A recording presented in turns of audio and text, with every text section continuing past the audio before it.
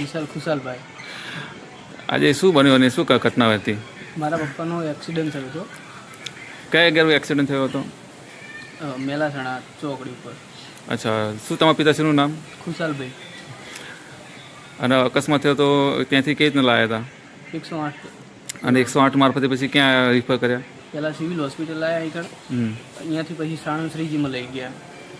શ્રીજીમાં કેટલા ટાઈમ રાખ્યા? શું હતું પરિસ્થિતિ એમની? એમની ગંભીર ઈજા હતી, 3 મહિના આઈસીયુમાં રાખ્યા અને આજે એમનું ડેથ થઈ ગયું અને હજુ અમારી પોલીસે કોઈ એફઆઈઆર લીધી નથી।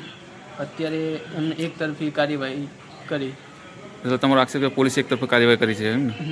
અને તમારા અત્યારે બધા પરિજનો અત્યારે સિવિલ હોસ્પિટલ સાણંદ પહોંચ્યા છે। હા। તો તમારી શું અપેક્ષા છે પોલીસ પાસે? અમને ન્યાય મળે અને અમારી એફઆઈઆર થાય। हम दिखाएंगे सच्चाई की खबर चैनल को लाइक कीजिए, सब्सक्राइब कीजिए और हमारे साथ जुड़े रहिए। हम दिखाएंगे आपको सच्चाई की खबर।